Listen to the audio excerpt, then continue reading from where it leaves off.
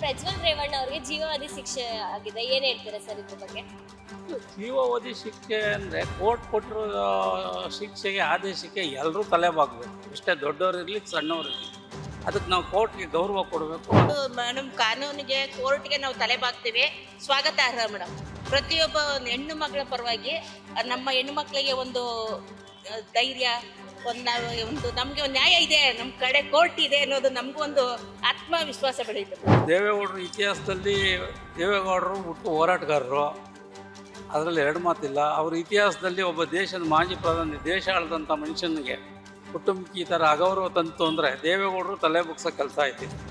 ದೇವೇಗೌಡರ ಕುಟುಂಬ ಮಾತ್ರ ಅಲ್ಲ, ಪ್ರತಿಯೊಬ್ಬ ಹೆಣ್ಣು ಮಗಳ ಒಂದು ಗೌರವಕ್ಕೆ ಧಕ್ಕೆ ಬರುತ್ತೆ ಮೇಡಮ್. ಅದು ಕೇವಲ ದೇವೇಗೌಡರಿಗೆ ಮಾತ್ರ ಅಲ್ಲ, ನಾವು ಈ ಹೆಣ್ಮಕ್ಳು ನಮಗೆ ಒಂಥರ ಅವ್ರ ಬಗ್ಗೆ ಹೇಳ್ಕೊಳಕ್ಕೆ ನಮಗೆ ಒಂಥರ ಮುಜುಗರ ಆಗುತ್ತೆ, ಅವ್ರ ಬಗ್ಗೆ ಮಾತಾಡಲಿಕ್ಕೆ. ಈ ಕೊಟ್ಟಿರೋ ಕೋರ್ಟ್ ಆದೇಶ ನೋಡ್ಕೊಂಡ್ರೆ ಎಲ್ಲರೂ ಪಾಠ ಕಲಿತಾರೆ ಅನಿಸುತ್ತೆ ನಮಗೆ.